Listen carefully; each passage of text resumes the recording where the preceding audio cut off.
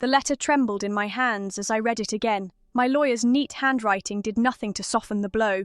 Per the court's decision, Mr. Campbell retains partial access rights to the lakeside property.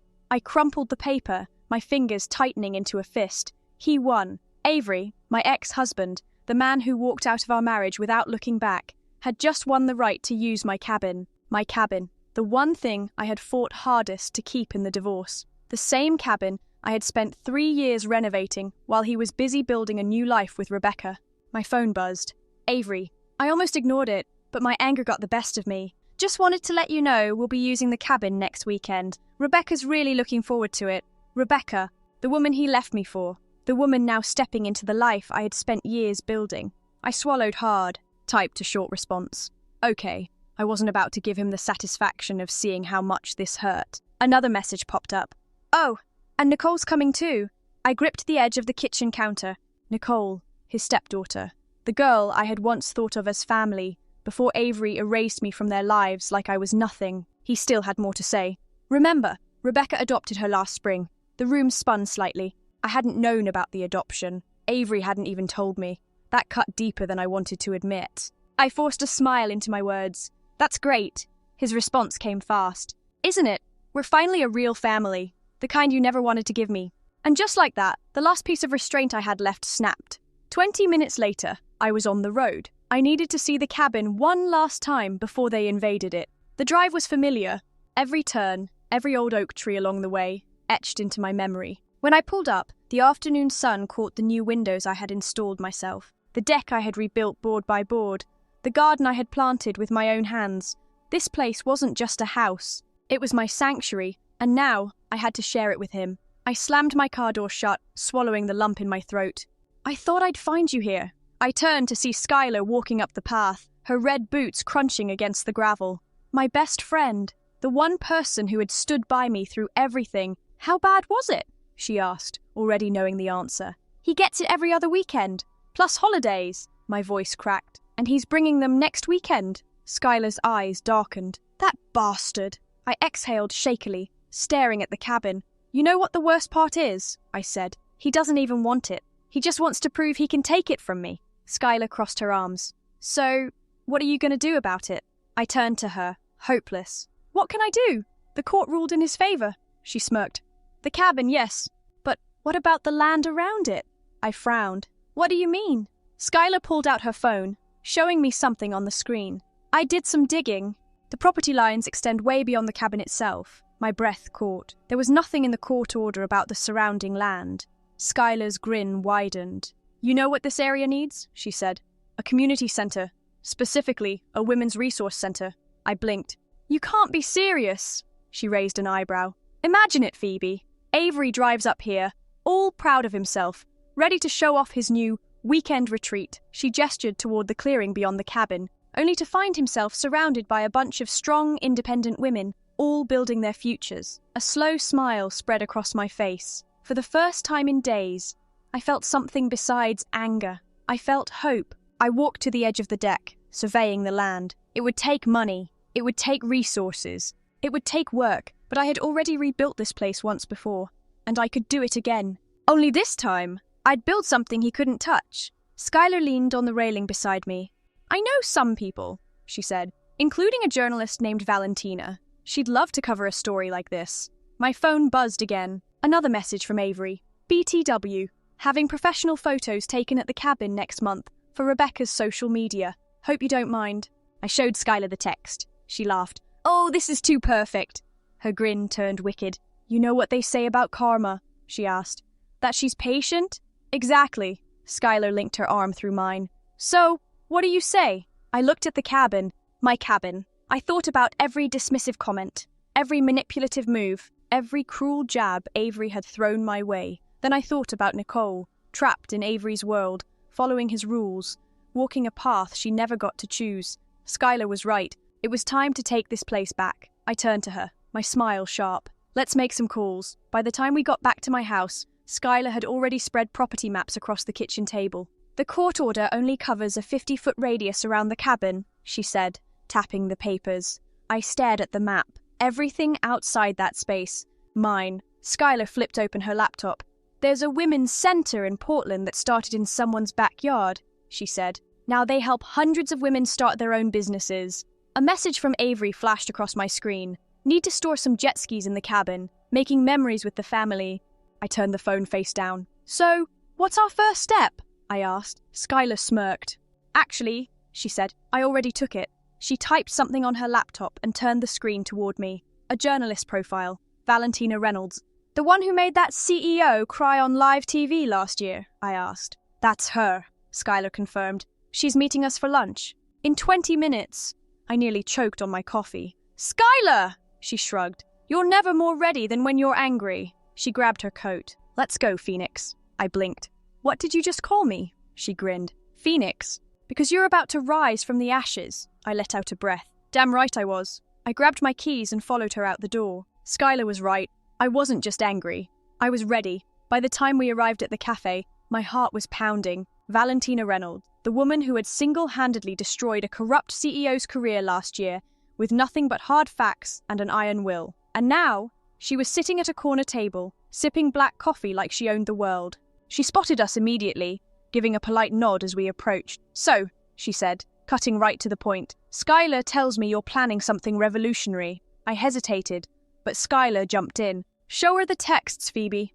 I pulled out my phone and scrolled to the most recent message from Avery. BTW, having professional photos taken at the cabin next month for Rebecca's social media. Hope you don't mind. Valentina read it, then scrolled up, her eyebrows rising at every smug, entitled message. After a moment, she set my phone down. This man, she said flatly. Your ex-husband? I nodded. She exhaled through her nose, shaking her head. He fought for access to a cabin he barely used during your marriage, she asked. He fought because he could, I said, because he knew how much it meant to me. Valentina leaned forward. And now you want to build a women's resource center on the land surrounding his weekend getaway spot.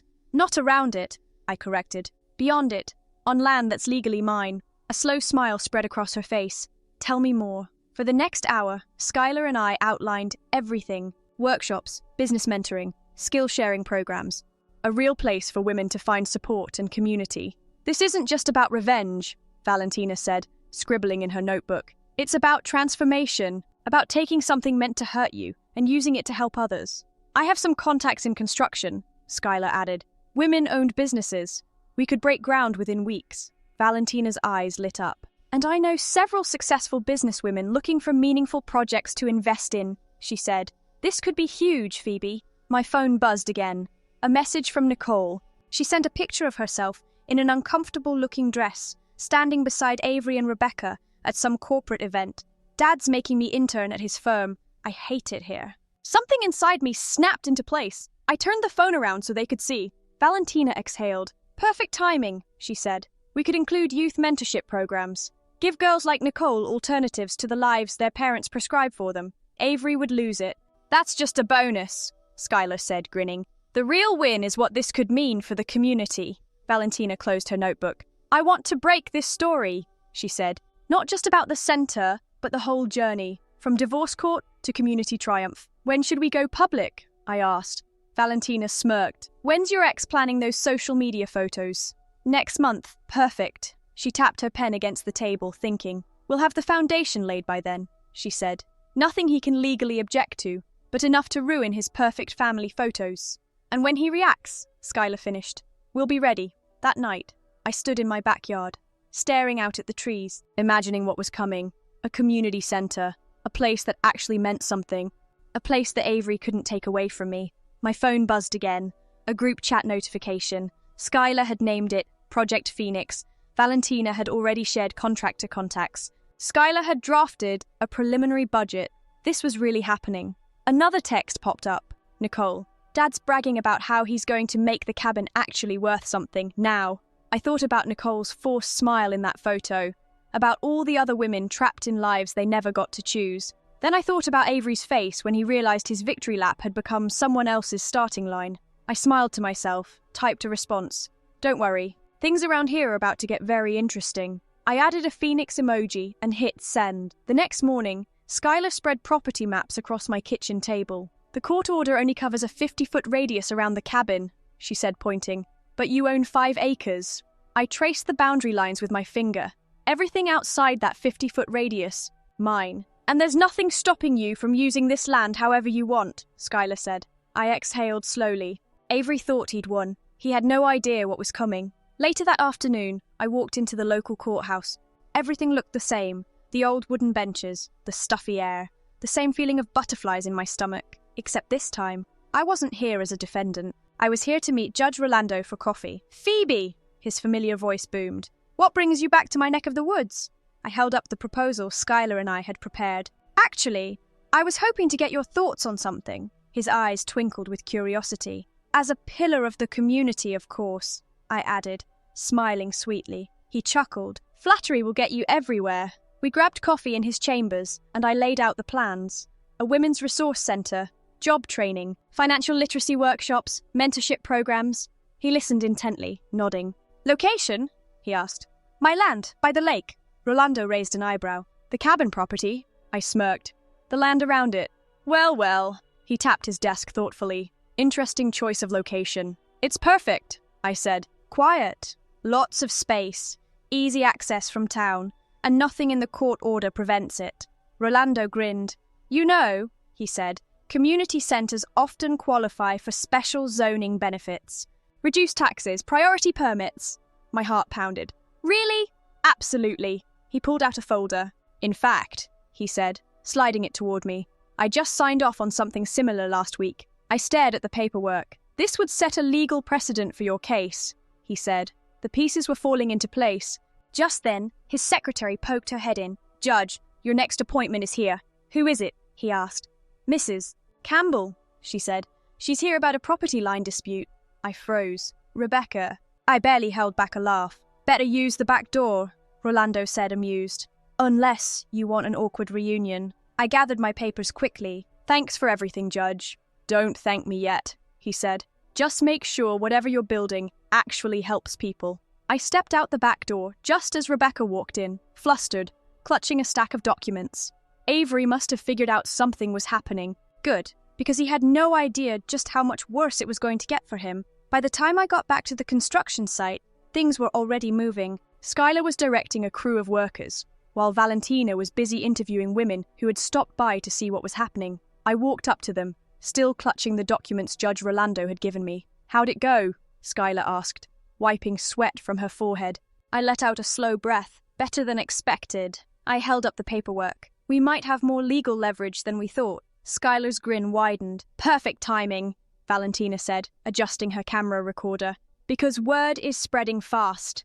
I've got 3 local business owners wanting to sponsor workshops, and the women's shelter in town wants to partner with us. Then she nodded toward the parking lot. And look who else showed up. I turned and froze. Nicole was standing there, nervously shifting her weight, staring at the construction. I hurried over. Nicole? She looked up. I told Dad I was at a study group, she admitted. I blinked. And you came here? She bit her lip. Is it true? She asked. Are you really building a place to help women start their own businesses? I softened. Among other things, I said. Want to see the plans? Her eyes lit up. Skylar pulled out the blueprints, spreading them on a table. Nicole leaned in, scanning the details. This is amazing, she breathed. She hesitated. Dad's been pushing me to follow in his footsteps, she muttered. Corporate law, interning at his firm. But she trailed off. I waited. Finally, she whispered. I really want to start my own graphic design company. Skylar nudged her. We'll have workshops for that, she said. Marketing, business planning, everything you need. Nicole's phone chimed. Her face fell. It's Rebecca, she sighed. They're looking for me. I placed a hand on her shoulder. You're welcome here any time. She swallowed hard. Then, before she left, she looked around the site one more time, and I saw it. Hope. The next morning my phone buzzed. An email from Avery's lawyer. Subject, request for property boundary clarification. Skylar peered over my shoulder. Looks like they're finally catching on. I smirked. Let them ask questions, I said, watching as the construction crew began breaking ground. Every answer they get is just going to make our foundation stronger. The headline splashed across the front page of the local newspaper the following week. Rising from the ashes, local woman transforms divorce battle into community triumph. I held the paper in my hands, barely able to believe it. I had expected some attention.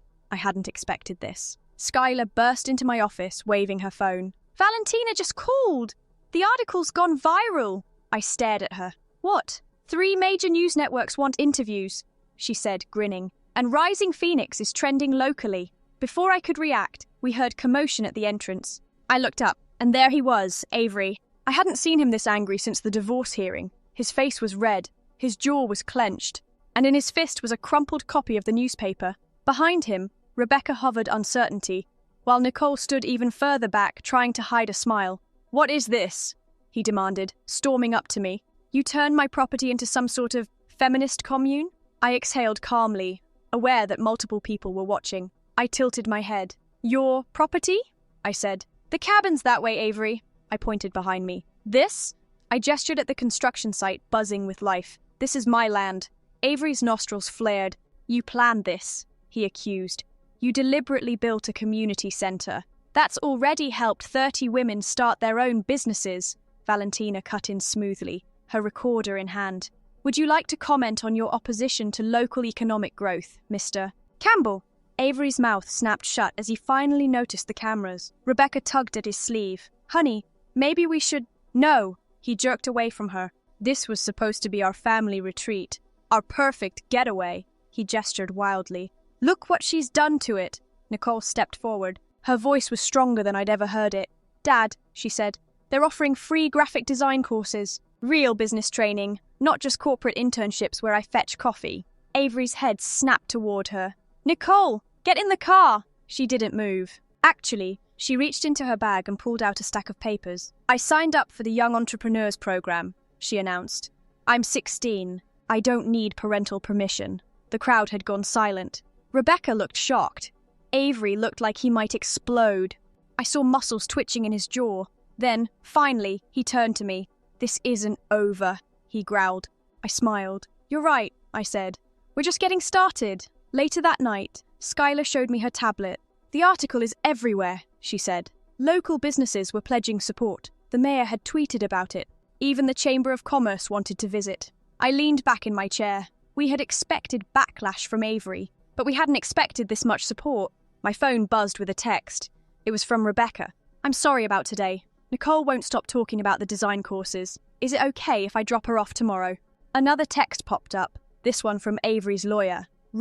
Recent developments at the lake property." Skylar peered over my shoulder. "Are you going to read it?" she asked. I smirked and deleted the email without opening it.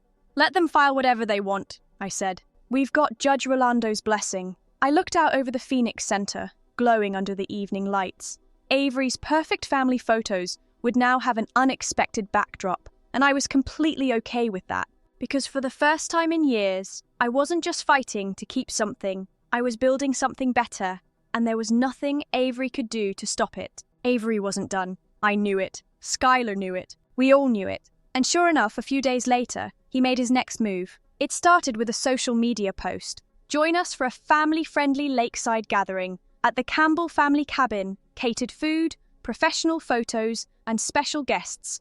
This Saturday at noon." Skylar, reading over my shoulder, nearly choked on her coffee. "Oh, that's bold." I exhaled slowly. He's trying to steal the spotlight. I wasn't surprised. After all, this was the same day as our Phoenix Center's first graduation ceremony. "Of course," Skylar smirked. "He actually thinks he can outshine us." I tapped my phone. I think he's about to learn a very important lesson. The next morning, my phone buzzed.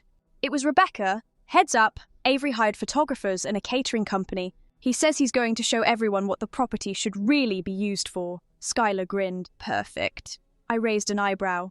"How is this perfect?" She pulled up an email from Valentina. Confirmed, 3 major news networks are covering the Phoenix graduation. I laughed. "Oh, this is going to be fun." Skylar cracked her knuckles. "Let's make sure Avery's event gets the turnout it deserves." Saturday arrived. The sun was shining. The Phoenix Center was buzzing with excitement. Our graduates were setting up their business showcases.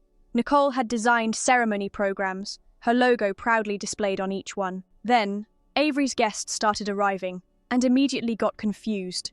His hired staff tried to direct them this way to the lakeside gathering, but our volunteers intercepted. "Welcome. The community graduation ceremony is right this way." People hesitated. Then, one by one, they gravitated toward our event. Because of course they did. Why go to some random catered party when you could attend an inspiring success story. Avery, standing by the cabin, watched in horror as his guests ignored him. Even the lieutenant governor, his supposed VIP guest, walked straight past him. She shook my hand instead. "I've been following your story," she said. "This is exactly what our state needs right now." I smiled. "Thank you. We're just getting started." From the corner of my eye, I saw Avery's face turn red. This wasn't going how he planned. Not at all. Desperate, Avery grabbed a microphone from his hired DJ. "Ladies and gentlemen," he announced. The feedback screeched through the speakers. People winced. "In case anyone is confused," he said, forcing a smile, "the official Campbell family event is at the cabin. Actually," Judge Rolando's voice boomed, "I'd like to begin our keynote speech for the Phoenix graduation ceremony." The crowd applauded. Avery froze. He had no audience left. One by one, his guests had abandoned his photo-op gathering to join our real celebration. The final straw, Nicole. She took the stage, presenting her business plan, and people listened. Investors took notes. The lieutenant governor applauded. And Avery, he just stood there, frozen, watching his perfectly planned power play crumble.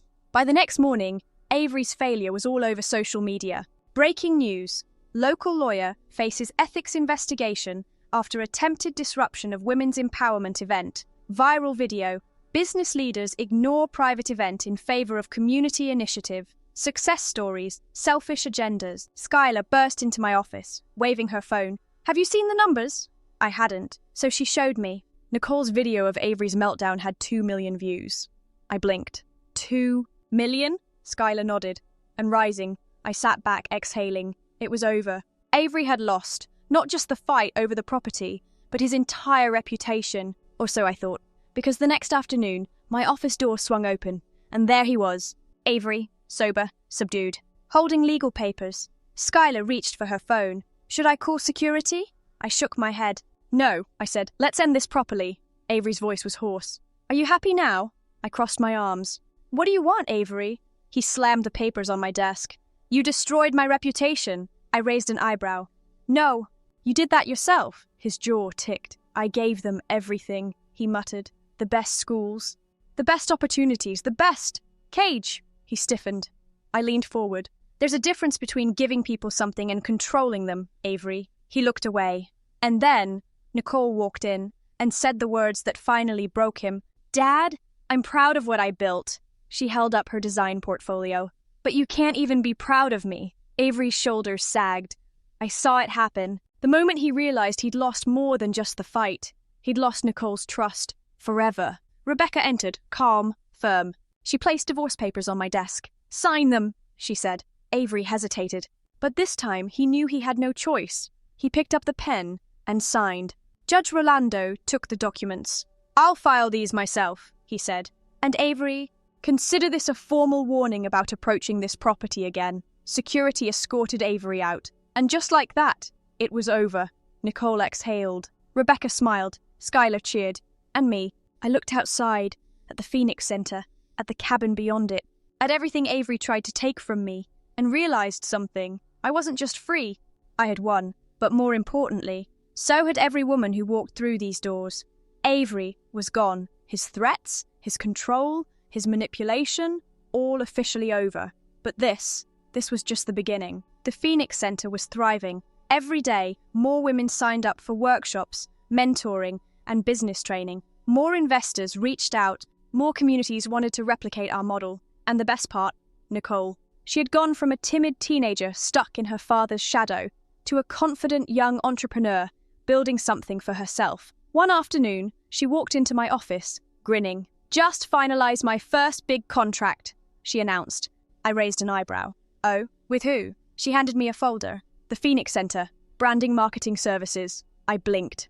"You're hiring yourself?" She shrugged. "Well, technically, the center is hiring my company.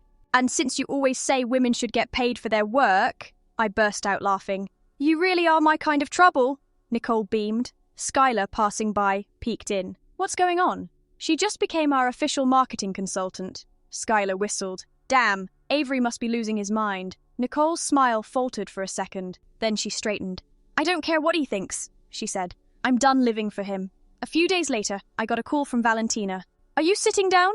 she asked, breathless with excitement. I frowned. "I can be Why? Breaking news. The Phoenix Center receives national grant for expansion. I nearly dropped my phone. A national grant to build 50 more centers. I stared at the headline. We did it, Valentina laughed. We did more than that. You're trending nationwide. That evening we celebrated. Nicole, Rebecca, Skylar, our graduates. Everyone came together. We toasted to new beginnings. We dreamed bigger. We planned more. And when I stepped away for a moment just to take it all in, Nicole followed me. Hey, she said, holding out an old photograph. It was a picture of the cabin, before it became what it was meant to be. Nicole smiled softly. It's weird, right? How something that once felt like a prison turned into something incredible. I looked at her, at this strong, brilliant girl who had found her voice. And I knew she wasn't just talking about the cabin, she was talking about us. Not weird, I said, squeezing her hand. Poetic. I should have known Avery wasn't completely finished. Because 2 weeks later, Skylar stormed into my office, phone in hand. You're not going to believe this. I took the phone. Avery's new social media post. Campbell family cabin to be renovated for exclusive retreat. My jaw tightened. Nicole, overhearing, rolled her eyes. Of course! He can't let it go. Skylar crossed her arms. So, what's the plan? I exhaled. No plan, I said. We already won. And that was true. But Avery? He just couldn't accept defeat. The next day, Rebecca called. Avery's firm just fired him. I blinked. What? His name is all over fraud investigations. His career is over. Skylar, listening in, let out a low whistle. That's rough. I leaned back, considering. Did I feel sorry for him? A little, but mostly, I felt relieved. Because finally, he had to face the consequences of his own actions. Weeks passed, and something unexpected happened. Avery reached out. I want to help. I nearly laughed. You what? I see it now. Everything I did, the way I tried to control everything. And I want to change. I sat in silence, thinking, could I trust him? Probably not. But maybe, just maybe, Nicole could. I handed her the phone. Your choice. She hesitated. Then I took it. Dad? I stepped back and let her decide. A year later, I stood before a crowd of hundreds. Welcome to the Phoenix Network's 10th location. The audience erupted in applause. And standing beside me, Nicole, Rebecca and Avery, sober, quiet, learning. We all have the power to rise from the ashes, I said. And today we prove it. The ribbon was cut. The new center was open. And this time, we weren't just fighting for ourselves. We were fighting for every woman who needed a way out. Later that evening, as the sun set over the new center, Nicole turned to me. So, what's next? I smiled. Something bigger. Skylar grinned. Bigger than taking down your ex? I laughed. Way bigger. Because this wasn't just about Avery. It was about all of us. Finding our voices. Building something indestructible. And proving, once and for all, that no matter what tried to break us, we would always rise again. For years, Avery thought he owned my story, that I would always be the woman he left behind, that I would never be more than his mistake. He was wrong. The Phoenix Network was unstoppable. We had 10 thriving centers and more on the way, but there was one thing left to do. Are you sure about this? Skylar asked. I looked at the last piece of paper in my hands, the sale contract, for the cabin. Yes, I said. It's time. That afternoon, I drove up to the place where it all started. The cabin, the home I had rebuilt from nothing, and now, the place I was ready to let go. Nicole was waiting for me there. Feels weird, doesn't it? She asked. I nodded. Yeah, but the cabin isn't where we won, she smiled. No, we won when we left. As we were packing up the last few things, I heard tires on gravel. Avery. Nicole stiffened beside me. What is he doing here? I sighed. Let's find out. He stepped out, looking different. Not the man I once feared. Not the man who destroyed me. Just a man. I heard you're selling the cabin, he said. I nodded. It doesn't belong to me anymore. A long pause. Then, to my surprise, he held out a check. I want to help. I frowned. Help with what? The next Phoenix Center, he said. The next one you build. Nicole's jaw dropped. I just stared. Avery, why? Because you were right, he said simply. About everything. And for the first time in our lives, I believed him. Welcome to the Phoenix Network's 50th location. The crowd erupted. I stood at the front, Skylar beside me, Nicole on my other side. Rebecca was coordinating the event, directing volunteers, and Avery, standing quietly in the back. Not the center of attention, just part of the movement. And that was enough. That evening, I stood on the balcony of my new home, watching the lights of the city. "Do you regret selling the cabin?" Nicole asked, joining me. I thought about it. About the pain, the struggle, the battle to take back my life. Then I smiled. Not even a little, because the cabin was just a place, but what we built, what we created, that would last forever. And for the first time in my life, I was completely free. Skylar raised a glass. "To rise from the ashes," Nicole smirked. "To building something better." I took a deep breath, and as I clinked my glass against theirs, I whispered, "To us." And that was the best ending of all.